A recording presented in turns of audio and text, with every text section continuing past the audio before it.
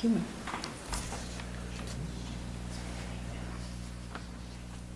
Good evening. Welcome to the Board of Selectmen meeting of April 2nd, 2014. We have a varied agenda this evening, but we're going to start off with an appointment of 3 special police officers. And Chief McGowan, please, you have the floor right now. Good evening. Thank you for having me in. The Dover Police Department has decided to add to our special police officer ranks. Currently, we have 3 special police officers who work scheduled shifts on the weekends. They fill in for overtime and sick days as needed, and then road details when available. And 3 just isn't the right number. We needed more. In years past, we've had just collected resumes, cold call people, sending them in. This time we decided to advertise on a statewide police network, and we received 75 resumes in the 3-week time period, which is overwhelming and fantastic. So of the 75, we culled it down, and I'm very proud to recommend these 3 gentlemen for your consideration to be hired as special police officers of the town of Dover. Alphabetically, Scott Flaherty. Scott, you can wave. Hello, Scott. But no smile. Scott's currently a police officer for Northeastern University. He's also a special police officer in Foxborough, and his references came through as impeccable. He's married with 3 children, and he lives in North Attleboro. Matt Lavery. Hi, Matt. Matt currently works for Wheaton College down in Norton. I said. Just not smile. Matt currently works for Wheaton College down in Norton, and he has 4+ years of experience as a dispatcher with the Quincy Police Department, where he grew up.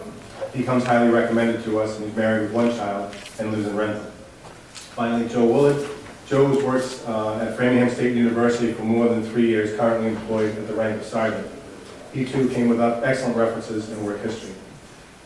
With the extensive law enforcement background and history and experience, I am very pleased to recommend these 3 candidates for your approval to be appointed to my department. Thank you, Chief.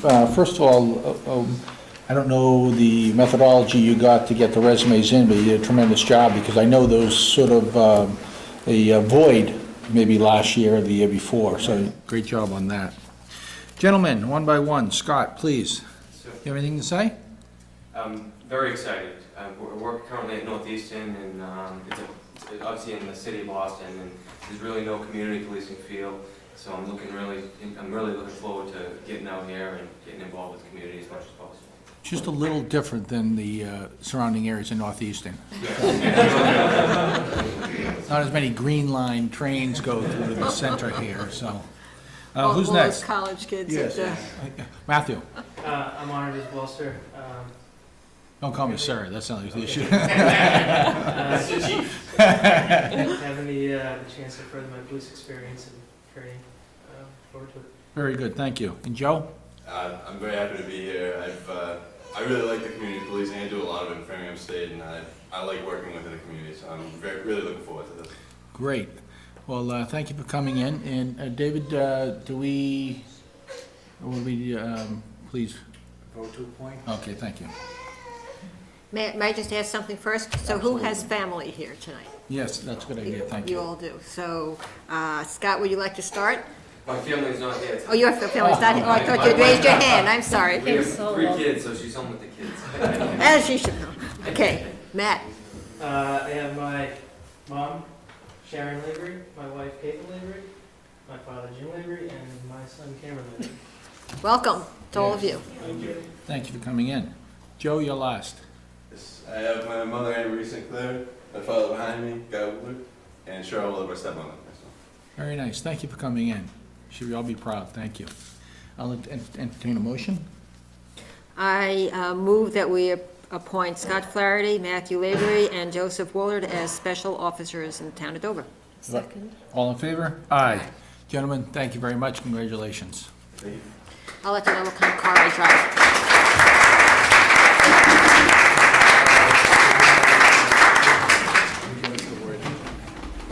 Welcome to Dover. Thank you. I'm sorry. Thank you. I don't want to mess things up. A little table going on there.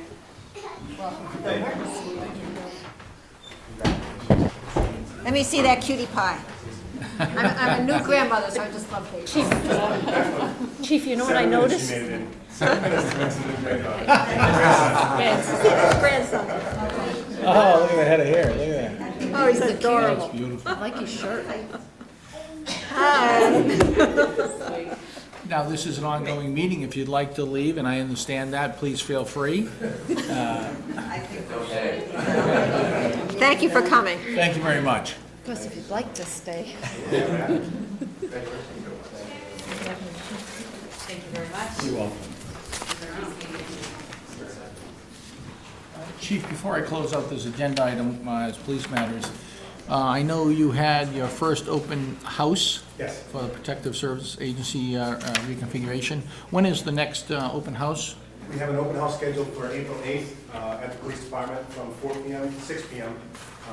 Anybody who's interested, looking for more information about the police dispatch renovation project, be happy to give a personal tour, review the plans, answer any questions you might have. Great. Have you gotten any feedback from the first open house? We had a few people show up. It was sparse, but I have had a couple of people come in to make individual tours. I had an appointment this morning at 8 o'clock to walk someone through, so Good, feedback good. so far has been pretty good. Very good. And Dover Cable Television actually attended the open house on Saturday morning, and they took some footage, and so I think that's going to air. They didn't tell us when, but they were getting ready to air that, so people should look for that. Oh, good. They usually do a town meeting special anyway about the different warrant articles, so that'd be good. Well, Chief, thank you for that, and thank you for bringing these 3 great candidates to the town. It'll be good addition. I'm looking forward to working with all 3 of them. Good, thanks a lot. Please, Or stay. thank you. Yeah, you can say. Okay. Thank you. Our next agenda item is the execute the MWRTA contract, and this is specific to the, where is it?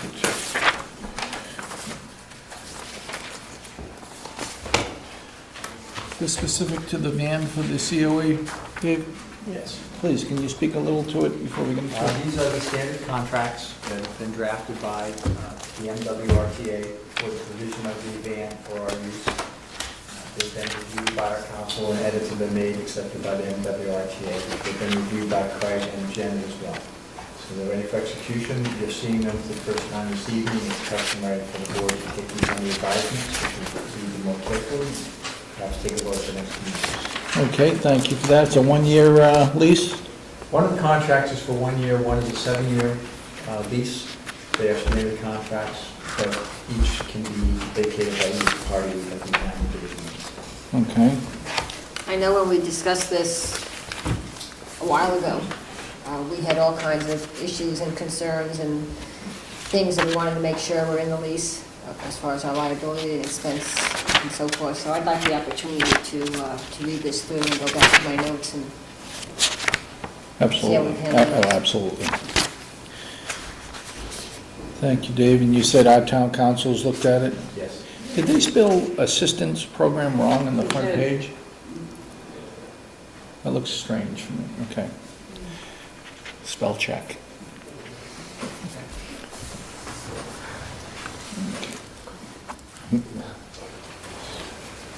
Okay, thank you very much for that. And to sum it up, we'll read this over the next 13 days, or plus or minus, and act on it at our next Board of Selectmen meeting. I know the Council on Aging is anxious to get this in place. And after that, the logistics are, we sign this, hopefully, they've identified a van, a person van, I take it, for the town of Dover. Yes. And then, at such time, you'll post the job, For the drive. responsibilities for the driver. Great, okay. Is there a parallel operational system that needs to be developed for scheduling and notify and so forth? Dispatch, I guess, if you want. We've been talking with the MWRTA because they've offered to provide some screening dispatch assistance. So we'll be looking at that as we get closer. And to remind everyone that even though it's a COA van, Craig Hughes and his highway department office will supervise the administrative end of scheduling and servicing, so forth, so on. Hiring the van driver and all of that. Good. Okay, thank you. The next agenda item is the Minuteman Regional Vocational School District Agreement and the possible amendment to it. And I saw Ford Spalding out in the hallway. Hi, Ford. Here yet, so why don't you keep going? Oh, thank you, Ford. The traffic was really bad. Okay, let me flip that around then. I'll come back to that agenda item. Let me go to the next agenda item, which would be to review the draft article motions. And we got our first draft last meeting. And this particular draft, are there any changes at all? There are some minor changes, nothing substantial, nothing that alters anything of significance here. We What just- causes the changes? Some clarification. We thought that we should be clear about the allocation of Dover's portion of the expenditure for the capital items for the region, and also there was a question of the language on a couple of the articles where we're contracting for services and I minor would characterize alterations. this as wordsmithing. Yeah. It's typical every year after Yeah. the substance is put in place, there's a tweak here, and I like the word better than that word. Yeah. Right. So my question really goes to whether it's legally driven or just Legally, grammatically. yeah, legally, and we want to have continuity from year to year in terms of the way that the motions are worded. Okay. Mhm. Now, I take it this will not be the final set of article motions? You'll see another final set. Yeah, Okay. just have a couple of minor points to review. Okay, good, thank you. Okay, let me, I should note that as of today, there is a page, there's a link on the Dover website homepage that takes you to a page that has all the information on the town meeting. Up until today, it was scattered throughout the homepage. I had to scroll down to see what was there. So we have put together a homepage. It's got everything from all the open hearing presentations to various information provided by some of the sponsors of the warrant articles, and there'll be more as we get closer and so forth. So I urge everybody to take a look at that, sort of as a precursor and backup to the Blue Book, which will be coming out. The blue book? We should add the Blue Book as well. Okay.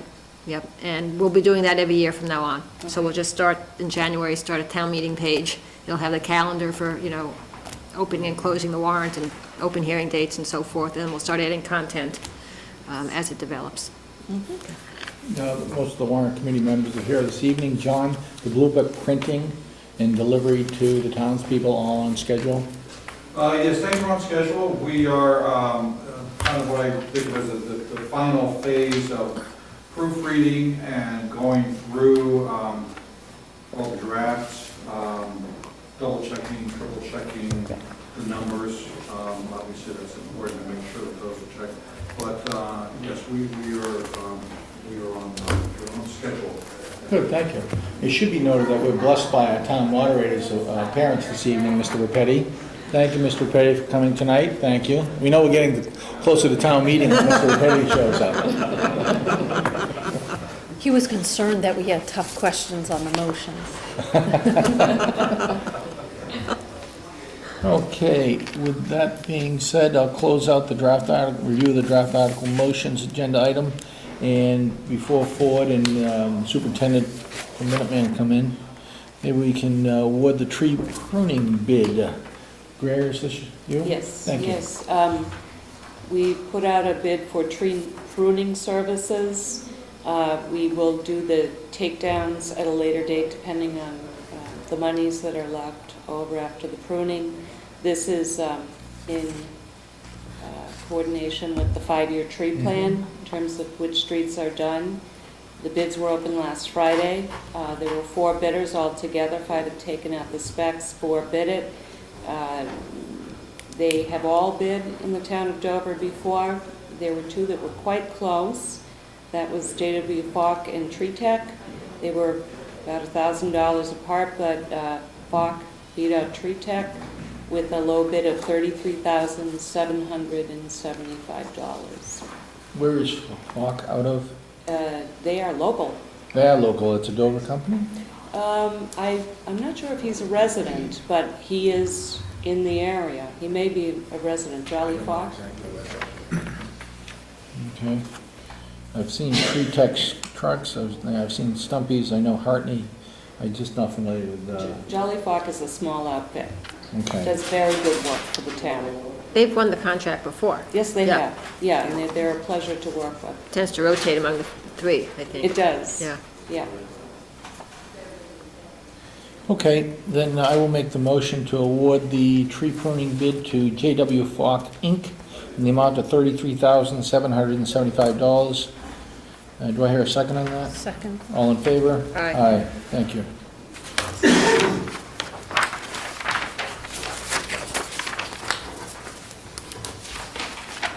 Thank you, Charlie. Ford, you all set? Yep. Great, please come in.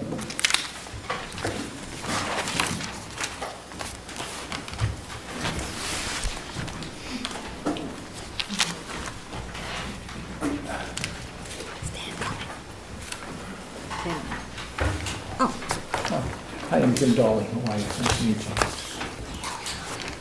meet you. We've actually had lunch a couple years ago, yes. Chairman of How the are Board of you? Selectmen. Good to see you again. Okay. We are on air, just so you know. So let me introduce this agenda item, which is the Minuteman Regional Vocational School District Agreement Amendment. And Dover's representative, Ford Spalding, is here. Thank you, Ford. Mr. Matthews from Needham? Yes. Nice to see you. I know you're the Needham's rep to Minuteman, is that correct? No, No? I'm He's a chairman of the board, so I That's can't Selectmen. be- I didn't know, Yes. okay, so I didn't know if you had a dual role over there. Thank you, I'm sorry. And Doctor, Superintendent of Minuteman, Dr. Edward Bokalon. I hope I pronounced that correctly. Very, very well. Thank you. Bokalon, okay, thank you, I'm sorry. What's the next one? Thank you. Ford, why don't you start the conversation? Thank you for meeting with us, and I want to thank the warrant committee for also being here. I thought it'd be a good idea to have a follow-up of our previous conversation. When I was talking to John Cohn about a week or so ago, he indicated that there were still a lot of questions and concerns, and I thought what would be a good idea is to ask these two gentlemen to come and sort of answer your questions and the questions of the warrant committee, if they have any, as related to the agreement and the implications of the agreement. Dan, I asked him to be here because Dan has been very active on the formation of the agreement. He was active in that role. He's been very active also on the legislative front, working with Denise Garlick and others down the hill. So he's been a very good citizen for Minuteman, and I thought it'd be a good idea for him to be here also. So we're really here to answer your questions. I might want to just start off and ask you all a question. What is the goal of the Board of Selectmen? And I know you probably haven't had a vote, but Board of Selectmen for Minuteman, our ongoing relationship with Minuteman. I think it can be summed up in two parts. Number one, while not interfering with a family or a student's desire to use Minuteman. And number two, carefully watch over the tax dollars of our townspeople. So we have to balance those two needs. I guess minimize the tax consequences to the local townspeople would be a goal, and not to get in the way of a family deciding to go to Minuteman is the other goal. As you look at the proposed agreement, do you see any barriers to that? Yes, Goals? absolutely. And as a layperson, the agreement is a little, and I'm going to use the term wishy-washy. There's a lot of assumptions that we have to make that will happen. And ultimately, as a small town with the average of 1 or 2 students going there over the last 10 years perhaps, we see a huge burden on our taxpayers if in fact the campus is rebuilt over the next 5, 10 years. So we probably try to avoid that. In this particular agreement, or the amendment of the agreement, there's hope that if we decided to get out of the Minuteman district, there's hope that we could. There's no set steps to get out, or nothing concrete, I should say. Maybe, Ed and Dan, you might want to deal with the issue of leaving and why this may be more, this agreement may be more advantageous than the current agreement. Sure. Let me take a, because I do have a dual role, which is that I'm the chair of my board of Right. selectmen, and we've had issues with Minuteman for a long time, and we've made some good progress on, but Minuteman has to have a new facility if it's going to continue as a functioning district. It has 16 members. The current agreement does not work as a governance model for them. So I was asked and participated on the committee that worked on writing this new thing. It doesn't have all the features of that the committee wanted to have in the agreement, because we had input from the State Department of Education, which has its protocols, including new protocols during the last 40 years since the agreement was last materially revised, and those are imposed in the agreement. The committee wanted a unilateral right for towns to withdraw. You can see the agreement, which says to withdraw, you need to not be opposed by more than half of the towns, and you had to get approval of DESE, which is what the State Education Department is called now. And there has to be a 3-year phase-out to go with this. That's all there. But the reason the current agreement literally requires the agreement to be amended to let anyone out, which not only requires DESE approval with whatever conditions they put on, but approval by majority vote in all 16 district town meetings. It's such an unworkable process that nobody's ever made it through it. And the purpose of this agreement is to try to do a couple of things.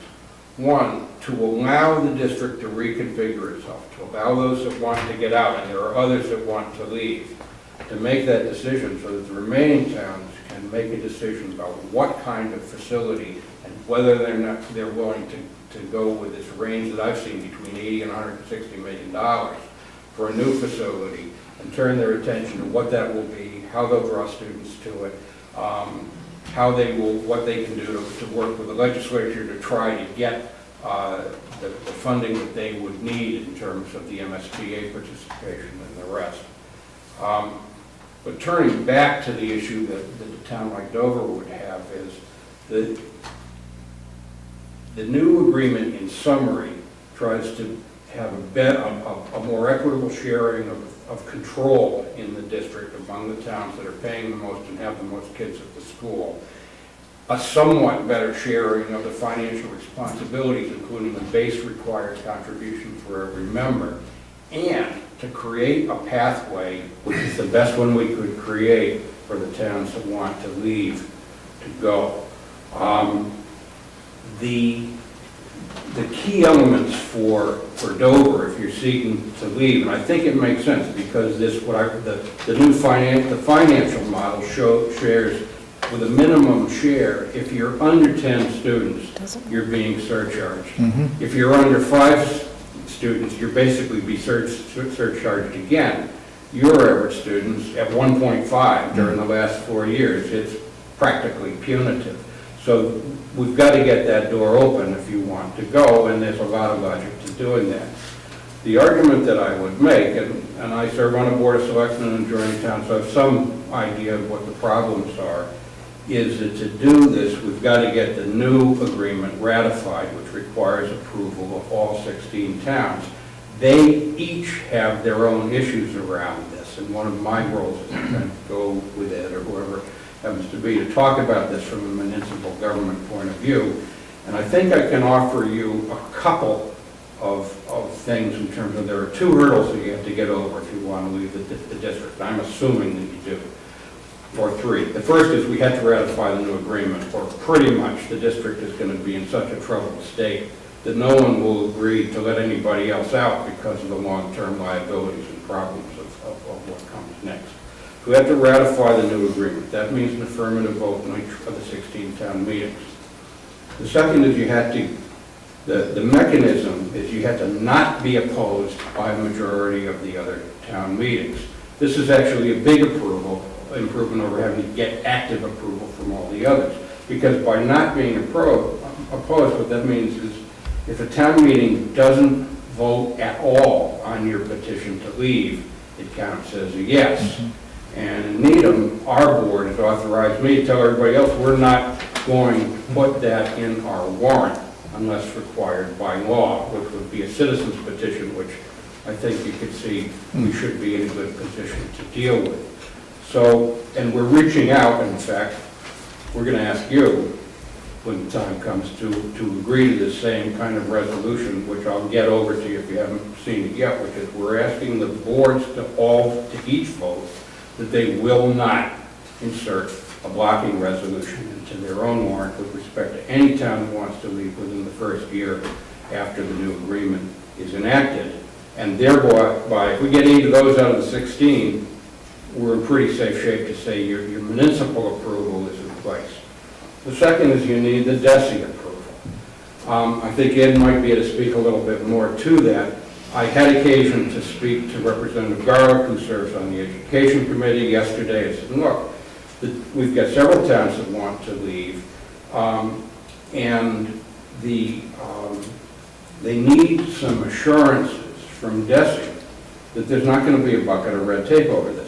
They will want to know that you have a plan to provide for vocational ed for your kids, which you can do because you can get tuition placements and places to work for them, just like you already do, I'm sure, for some.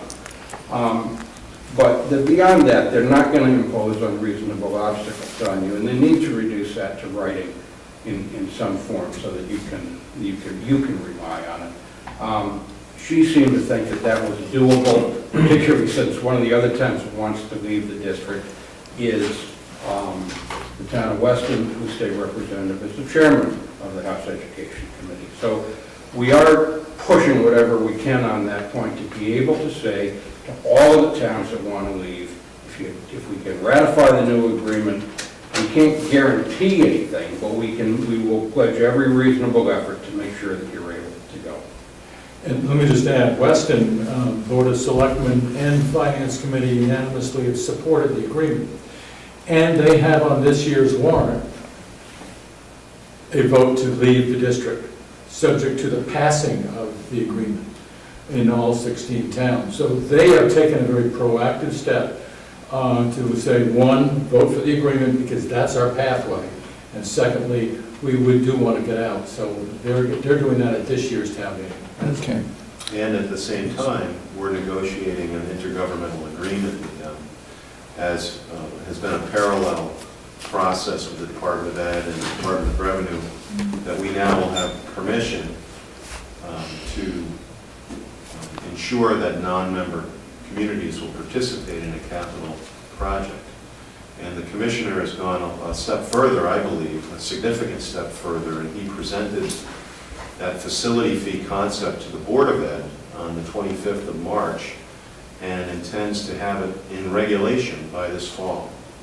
So he's codifying this facility fee across the Commonwealth.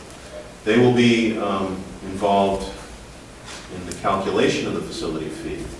It would only be allowable if the receiving community is in an MSBA project. So I believe their intent is to utilize the MSBA regulations regarding reimbursement levels and apply that to a facility fee on a town-by-town basis for those towns that are outside of the district. So in Weston, we're already talking about some aspects of an intergovernmental agreement that would be unique for Weston, such as they want to guarantee that they would have 5 slots a year for Weston students. They agree to pay the facility fee. I think it'd be wise for us to wait till we see how the fee's calculated before we sign an agreement. And that agreement is between the Minuteman School Committee and the Weston School Committee. So it's an agreement between the educational representation of each community, and we believe what the commissioner has done and is proposing to do, as a direct result of his involvement, or his, the board's involvement in Minuteman's issues, I think he's taken a real step forward in helping the sustainability of the Minuteman district, while at the same time ensuring that kids have access to high-quality career vocational education. Now, thank you for your explanations, and thank you, Doctor.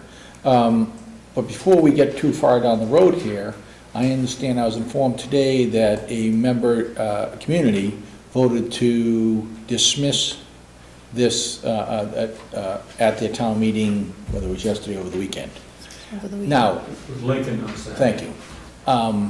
I didn't want to name names. No, I know. It was in the newspaper. Now, that being said, under the current agreement, all 16 members have to say yea or nay to move forward. Since a withdrawal, in my mind, and how it's been explained to me, is a negative vote. Isn't this a moot point right now? No, not at all. Okay, In Lincoln's town meeting parlance, what they did was pass over it. They didn't vote it yes, they didn't vote it no. And the selectmen, during the debate and the discussion around the article, were more than willing to hold a special town meeting later this spring to take up that article again. They were concerned about being first. They were also concerned about the facility fee calculation and weren't comfortable passing it, but certainly didn't want to reject it. And I'd say I was at town meeting all day. I voted.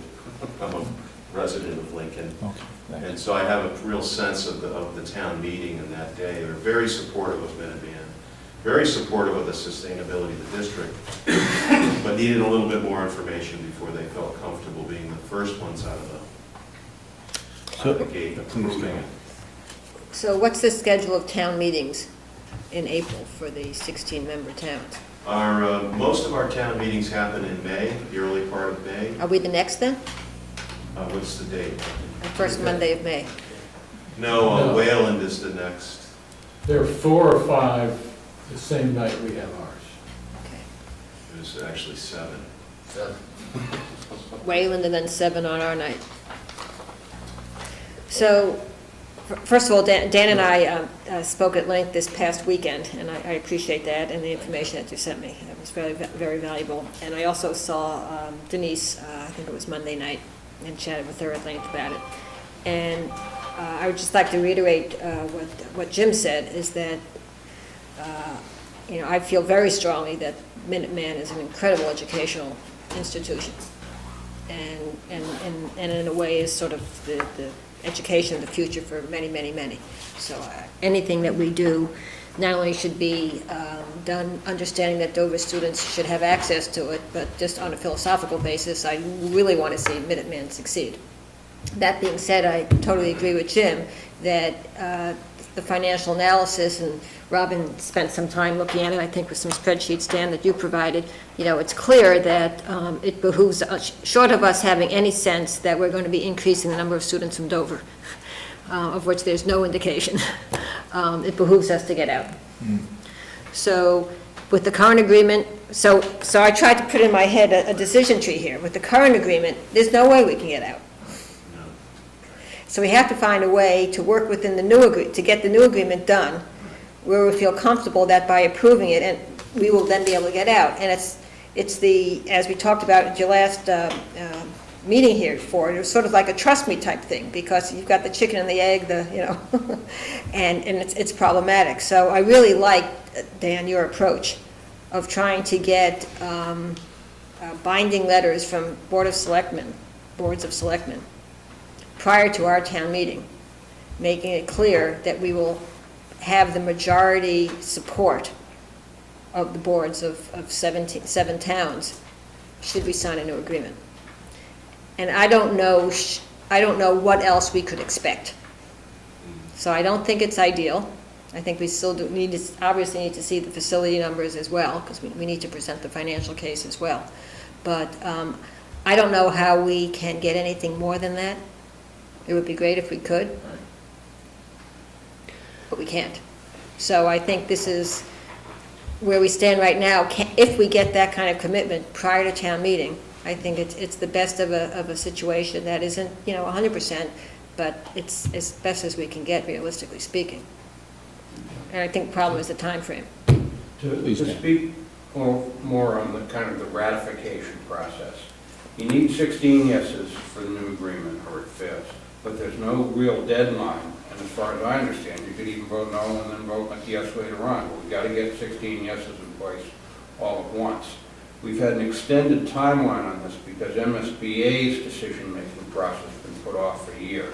All the stakeholders agree this has to be done before they make a commitment on the new building. So that's really, we're in kind of a 2-year window to do this.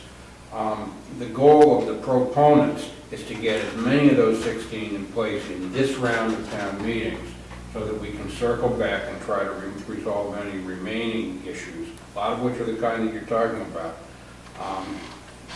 in time to concentrate on those towns, get the yeses if we can, and be done.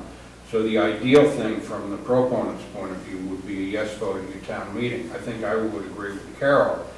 We need to satisfy you as best we can that we can make this path to exit work if that's what the town wants, and the finances seem to dictate that.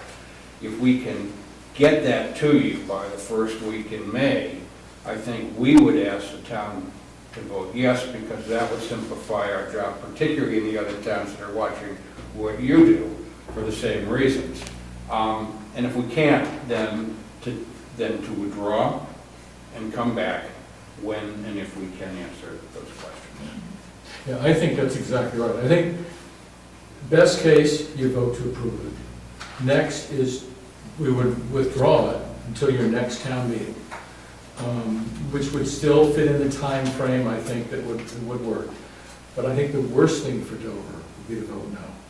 So I think that's sort of the path that I would recommend. And I'm thinking about for Dover when I said that, not for Minuteman.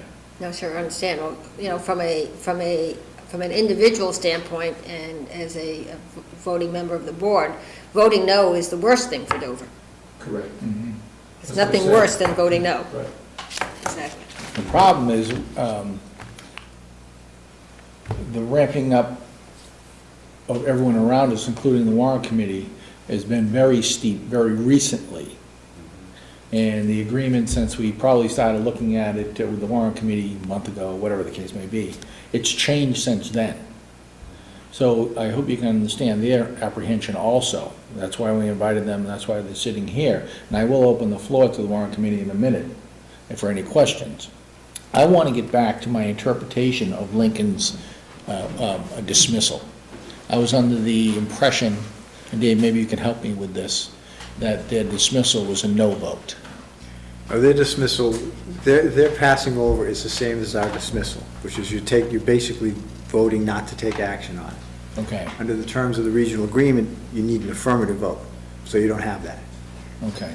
So Lincoln failed to vote in affirmative for this question. But they went a step further, correct? They went a step further and committed to having a special town meeting later in the year. Did they commit to it? Is that a Doctor? They didn't correct? commit to it. The language that one of the selectmen used was, I'm paraphrasing, but Lincoln doesn't want to be the town that holds this up. Okay. And if it's the sense of the board, we would be glad to have a town meeting later this spring to take up that article again.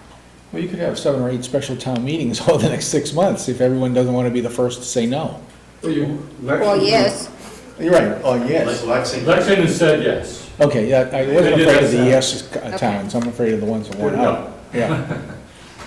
It's sort of, it's words, when John and I spoke, and John, don't let me speak for you, but we were talking, the warrant committee, I gather, voted dismissal.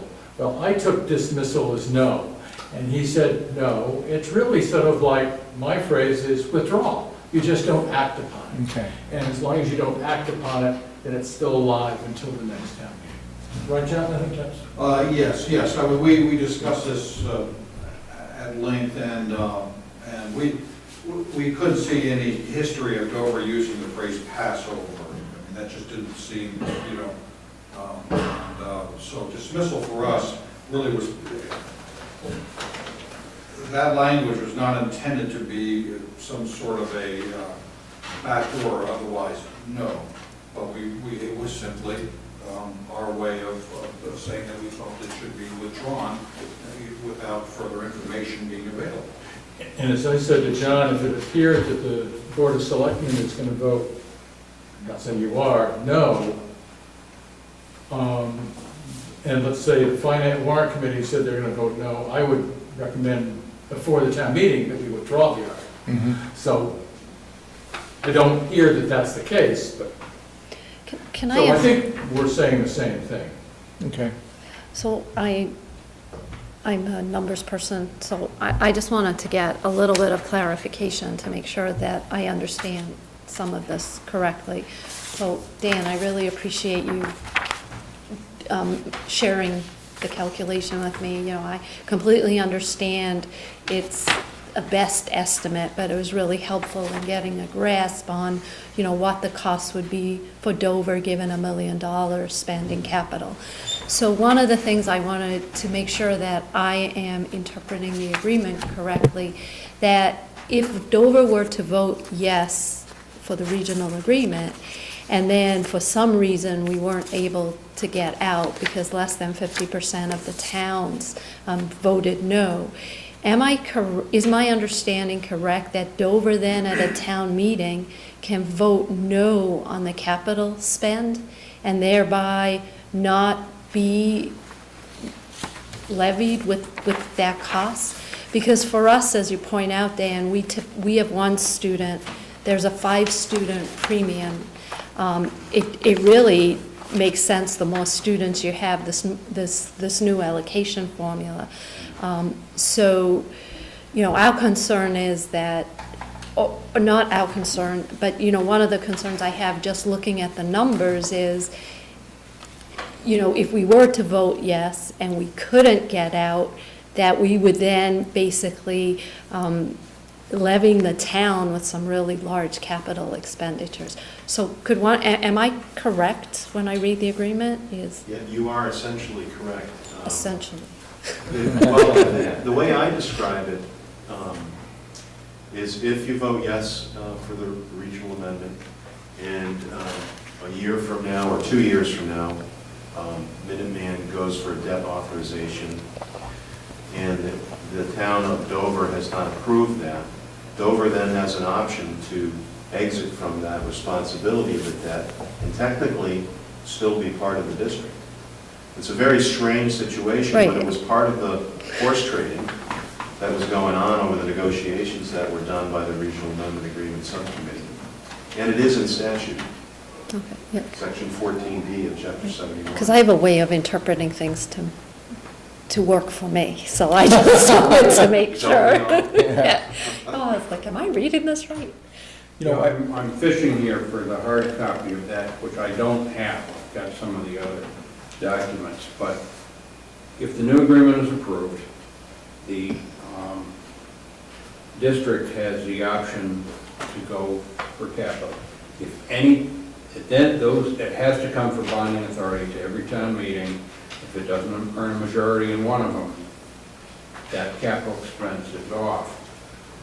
But they can then proceed under something called Section 16, parens N, which allows a district-wide referendum. But, and I will get the hard copy of this, and it will get over to Dick. The principle is supposed to work, that you can dissent, if your town dissents in that ballot, you can notify the district of your option, of your objection, and then they have a choice about backing off or letting you continue as a member of district, not paying for that That's capital. if you went by 16N, but if you went by 16D, you have to have unanimous approval. That's right. But when you 16N, you say district-wide referendum, that's popular vote, right? That's right. Which is exactly what we have with the Dover-Sherburne Regional Agreement. It's what we call the super town meeting that we were threatening with, right? So, right. So that paragraph that talks about your right to dissent within 16N is one that you need to look at.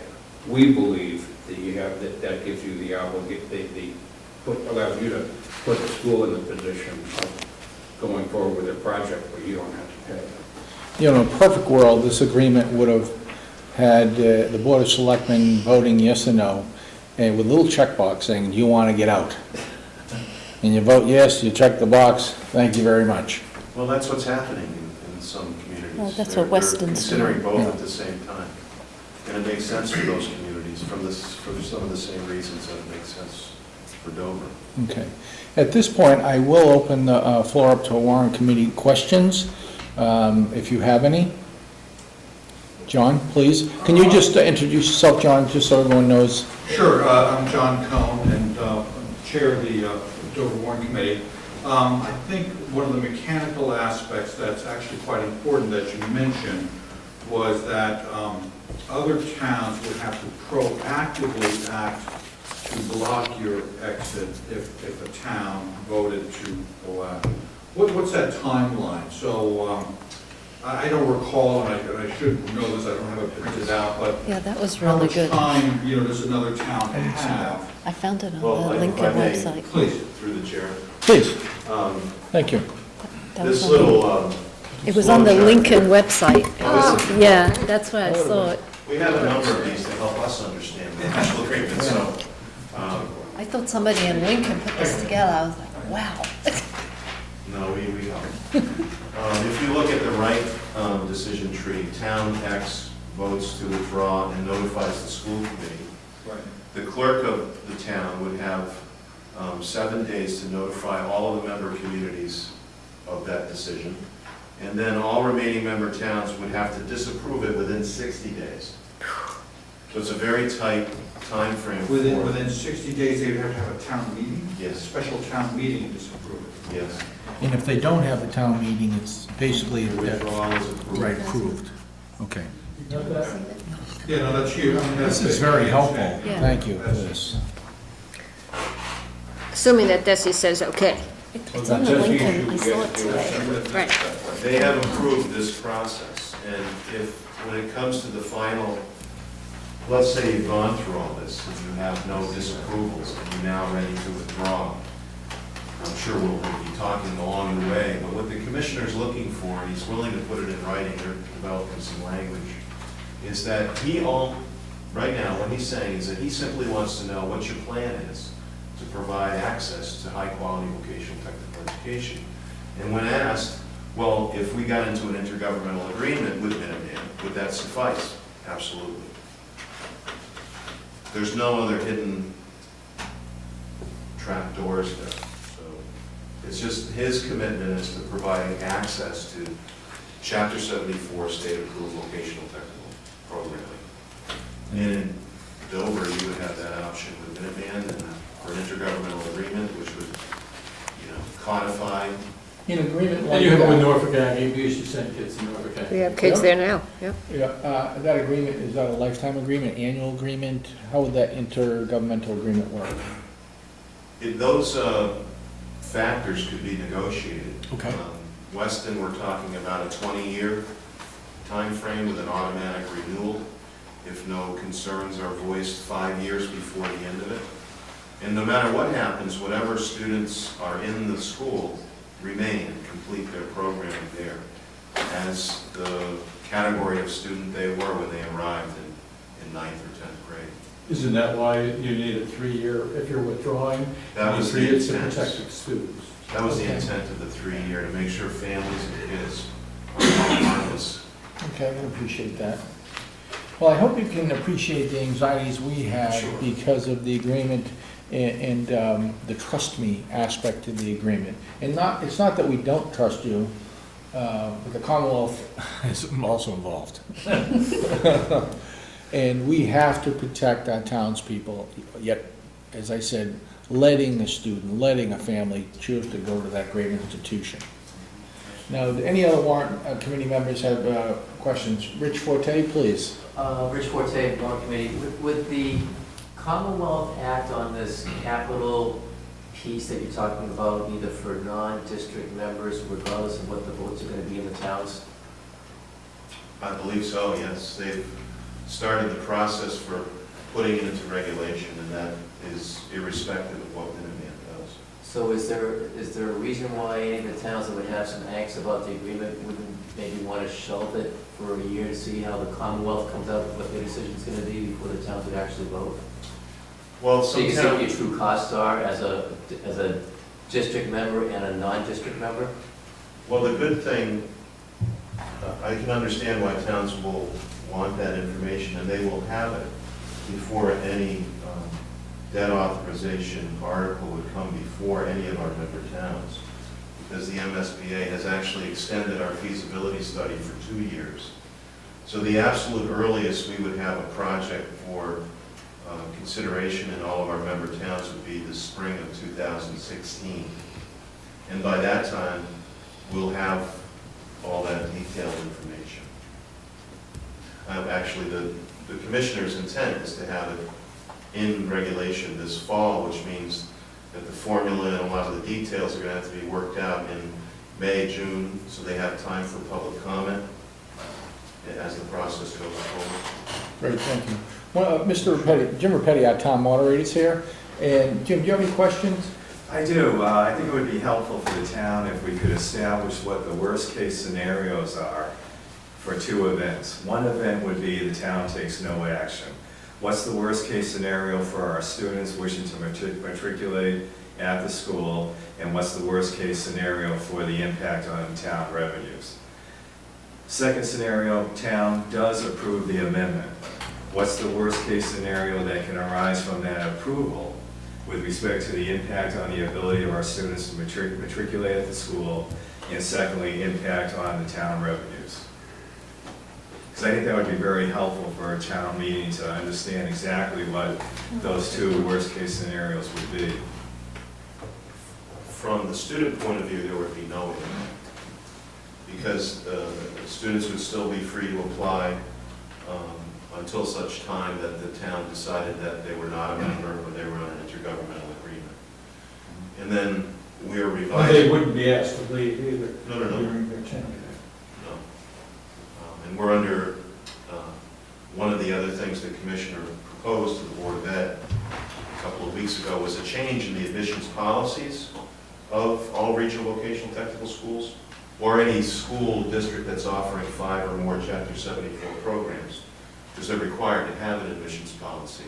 One of the things he proposed to put in those all admissions policies was that member student applications receive priority over all other application categories.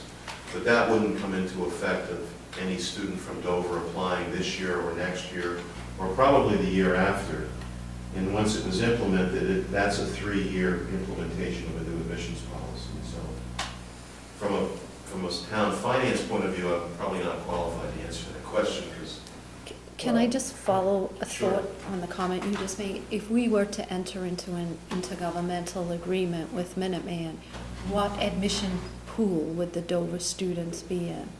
they would be in a second-tier category, as with all. So after the member towns, so they would be with everybody else, so they would, Well, there may in fact be a 3rd category, because we sometimes have a singular student from a singular town that may not have an intergovernmental agreement, but we may have space, there may be a single. So that student, if there was room, the application would be considered, but their choice of program would be put into a 3rd category. And it would only be on a space available basis. Jim, let me see if I can answer the financial question. If Dover did not take any action at this town meeting, there would be no different financial situation before or after, because the existing agreement would be enforced. So you would get a budget every year that includes capital. And this year, I think that number is $37,000, and that would be the charge if you had 2 students.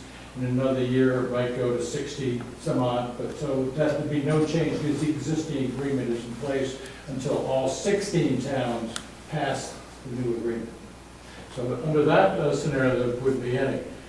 You asked a question if the agreement, if we pass the agreement and we don't get out. can't get out. Is that the question? That's worst case. That's a The worst case financially, if everybody passed the agreement, then you're going to be charged in accordance with the operating and capital charges that are in the agreement now, and those numbers, I think. Well, there's a significant premium to the town of Dover since we only have one student attending, and it's about an 84% premium. So that would be the It's a factor big there. premium. In terms of any debt, you have to have 16 communities approve that debt. So unless the 16 communities do it, that. Under the new agreement also? Under the new agreement. Only. Well, So the- can I Oh. clarify my comment?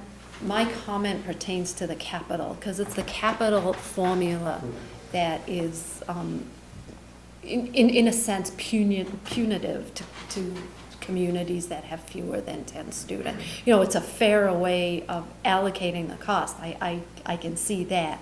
But when you just don't have enough students, it becomes punitive. Mr. Matthews, did you want to say Yeah, I something? think the worst case scenario is if the district is not able to resolve its issues one way or another, it can't continue because the facility is too old, it's deteriorating, the capital needs cannot be paid for sufficiently out of operating funds, doesn't comply with ADA, doesn't comply with current codes, doesn't meet current expectations.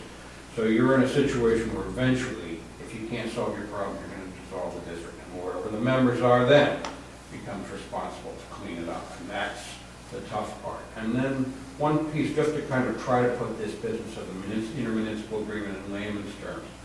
One of the reasons for this is Minuteman has a lot of out-of-district space now, and will probably have it for the foreseeable future, so you'll be able to place kids there.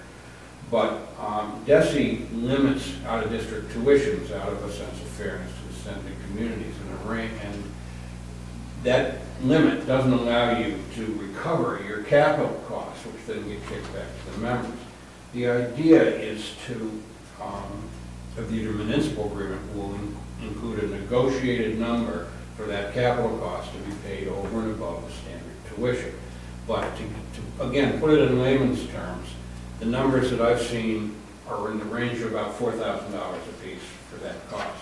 Under these formulas that Robin is referring to, the minimum base charge, even if you have no kids, and you're going to be imputed to have 5, is 1%. So if the annual capital cost of the new facility is $2.5 million, which I think is the midpoint of that they're talking about, could range as low as 1 and as high as 4, you would be responsible immediately for $25,000 plus whatever you would have to pay if you had 5 kids at the school. So the numbers, unless, as was said, you're going to get up into the 5 to 10 or more kids going to the school. It just doesn't work. There's no comparison of the financials doing the tuition basis as opposed to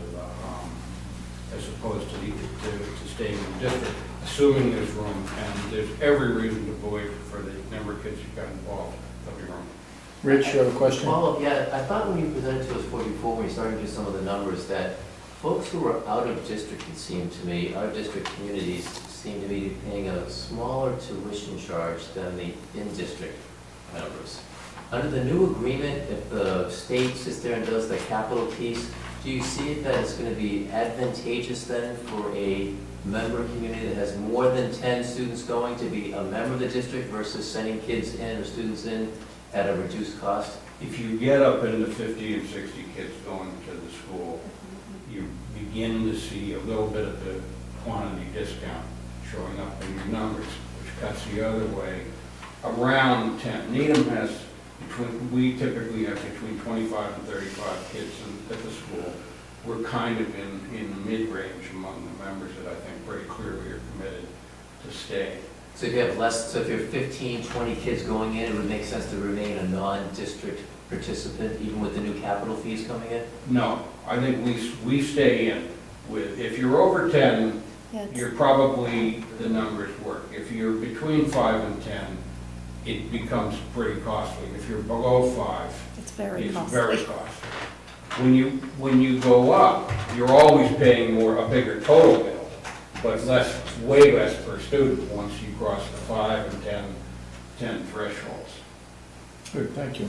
You know, and to that enrollment issue, we have, and I know Ford had, you know, we have discussed over the years, trying to get the regional school system and the guidance counselors and so forth to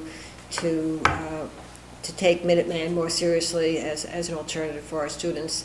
That just doesn't seem to be working, so I think we're all pretty confident in saying that we're gonna be under 5. You know, And probably the one to right, two. and the other issue, it's not the region, it's just Dover that is a member of Minuteman, and we have declining enrollments in our elementary school. I mean, our enrollments are down something like 20%.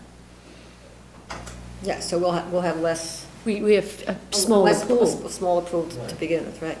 Okay. And if the, as part of the worst-case situation, Jim, my understanding is that if the major project doesn't get approved, short of disbanding and closing the school, there's going to be somewhere in the, $50 million or so capital expenditures? What Carol's referring to is, if the agreement doesn't go through, if it doesn't appear that a MSBA-sponsored project's going to go through, we then will lose the current base 40%.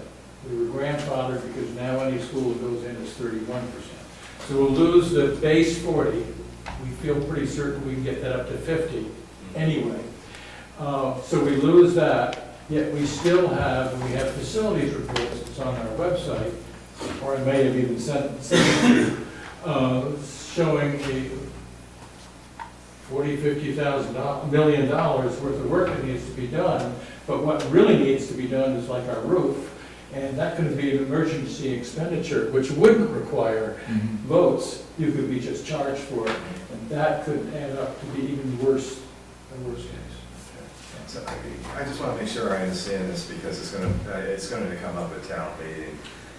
If there is no action and under the current agreement, it would be a virtual impossibility to withdraw from the region, which means that if we do have emergency assessments, that we are going to be liable for those emergency assessments. Correct. On the other hand, if we vote to approve the new amendment, there is a possibility that could withdraw and we would not be held liable for those assessments if they came after our withdrawal.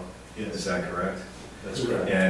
And you are trying to create a mechanism that will allow us to withdraw by having a pre-approval by the boards of selectmen of the other member towns. I'm sorry to interfere, moderators should always be quiet. No, but- that's very succinct, though. But I think it's important. It's the best I've heard. Right. Two paragraphs or Have you seen less. this? Because this is really good. Okay, thank you. It's, Because I think that the town meeting, it's always a challenge to try to assimilate a lot of data. and this is And- confusing. Right, and to the extent that we can present it in terms of, cost-benefit analysis, cost, worst-case scenario, likely cost, benefits, best-case scenario benefits, I think that would be very helpful for the town to be able to digest this very complex situation. One final question, the intergovernment agreement. You said that if the Dover were to be out of the district, we could enter into this to protect certain number of children trying to enroll or guaranteed enrollment if someone from. As long as they meet the minimum admission requirements set by the Okay. state, yeah. I mean, you do have to apply there. No, right. But once I heard level 2, I didn't know what that meant. And as I said it to the Weston Selectmen, when we were discussing the same issue about guaranteeing slots in a preliminary conversation with one of our, Ed Lennox, who is our attorney in this process, there's nothing that prevents us from putting a guarantee as long as a student meets the minimum qualifications in the intergovernmental agreement. Okay. But as long as there is room in the school, in other words, if all the in-district towns have, the school is full, then there wouldn't be room for these kids, is that right? No, we could address that within an intergovernmental agreement where their applications would be treated as a member application. Okay, that would be You know, and I think, big hurdle for right, me, big hurdle. and for town meeting, what's really important is we're not voting against a Minuteman education, and I can't say this enough. You know, it's a great education, and we don't want to take it away as an alternative for the students in Dover. So I don't want this to be misinterpreted, because I think it's the sentiment of all of us sitting here. That's well put, thank you, Robin. Short of three of you doing your magic between now and the first Monday of May and getting, commitments from 7 boards of selectmen, what would happen if we had a town meeting vote contingent upon certain things? Contingent upon an acceptable We've had this IGA, discussion as contingent. well. That contingency is not preferred by the district as a whole, but if it were done, it would need to be a separate, completely separate motion from the article. It would also need to be very clear and concise what a contingency was. And our attorney likened it to, often there are debt authorizations contingent upon a 2.5 override. Something very simple, time sensitive, very not open to interpretation. And Ed Lennox, who's still working with us on this, I believe worked with the Lincoln Town Council about this very issue, and the Lincoln Town Council finally felt that it wasn't necessary. Can Attorney Lennox get us wording, so we have I'll be glad to put you in touch. something in front of us? Great, thank you. Just out of curiosity, if that was the case, because the warrant has already been published? I was No. gonna, Oh, the warrant, I'm sorry. Warrant has. The I'm thinking of warrant the has book, already thank you. been published, so does that mean we need a brand-new warrant article? And if we need a brand-new warrant article, do we need a town meeting within a town meeting, which we have done before? I was thinking that it would be a floor motion that you were talking about. That's how it was Is that how you do it? discussed. That's how I assumed. It come from the town meeting floor. Yeah. Jim? I think that the warrant article is sufficiently broad. The question is whether the warrant article itself is sufficiently broad to provide adequate notice to the town that the contingency might be introduced in the town vote. And I would think based on, I want to talk to town council about this, but based on my reading of the warrant, I think that it is sufficiently broad. Who do we use So for that- council? Who do we use? Leahy. Jim? Leahy. And, because this issue actually has come up in the past with respect to other articles, and it's essentially a pretty broad standard, what we as lawyers would call a pleading notice type standard, which is pretty broad in scope, and so I think we should be okay, but I think Mr. Leahy should confirm that for us. Good, thank you, Jim. I do not have any further questions. Robin, do you? this was very helpful. I thank Ford for having these gentlemen come this evening. Who will take the lead on these remaining questions? Should you be in touch with Dave? And To the extent, Robin, actually, you're... I would be more than happy. Yes, to Robin do will. Robin? Thank you. Carol, do you have any further questions? I don't. I just urge you to work with the other boards as quickly With as all you can. deliberate speed. Yeah. Mr. Matthews, thank you for coming in. Thank you for having us. Dan, thanks a lot. Ford, thank you. Glad to be here. Before I close the agenda item out, the warrant committee's all settled. Thank you by nodding your head. Thank you. And I just want to thank everybody for you guys coming back and you having us back for a second time. Thank you, Ford. It's And our the pleasure. phone calls in between. Ford, you were it's our pleasure. extremely persistent. I'll be back next week. Thank you. Thank you very much. Bye-bye. Good to see you, Dan. Thanks, Ford. Thank you very much. See you again. Good to see you, Carol. Dan, good to see you.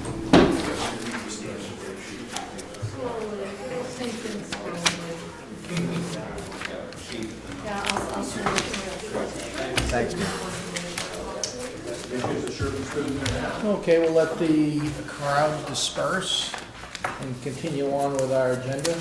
As you can tell from the conversation over the last, I think, 40 minutes, it is a very complex situation that everyone is contemplating, and we thank everyone for coming in and giving their thoughts tonight. On to the next agenda item, which is 7 special licenses. And I will read them, and then we'll vote as one. The first one is a retroactive approval for an April 1st event at the Boston College Connor Center. And Chief McGowan has approved all of them. The second one is April 10th at the Mass Horticultural Society in the bank. A wedding reception. Oh, very good. And the third at the Charles River School on April 12th. On May 10th at, where am I? Elm Bank, thank you. There's a wedding at Elm Bank on May 10th. It's the season. Yes. Yet another wedding on May 16th at Elm Bank again, thank you. I should look at what's highlighted. On May 31st, another wedding reception at Elm Bank. You're saving a lot of money, Rob, by not being invited to all these. Lastly, on We'll June accept invitations. June 8th at Elm Bank, a benefit to the Bacon Free Library, for the Bacon Free Library. On June 8th. So those are the 7, including one retroactive approval this evening. I'll entertain a motion. So moved. All in favor? Aye. Thank you so much.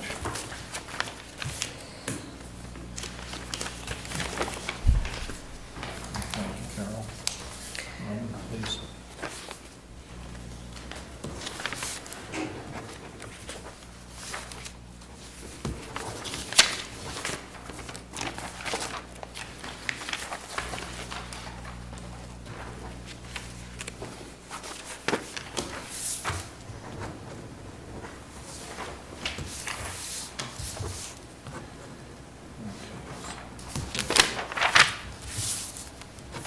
I was gonna say, I haven't signed enough.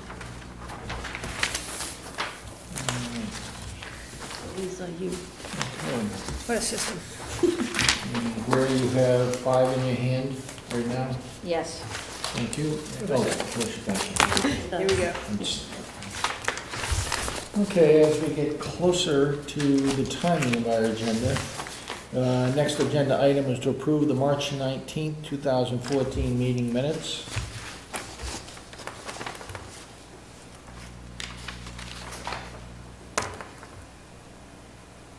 It's a quick meeting, if I remember correctly. Yeah.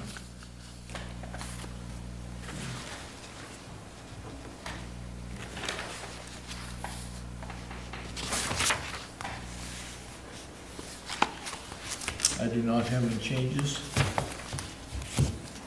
Any changes? No, they're I'll good. entertain a motion. So moved. All in favor? Aye.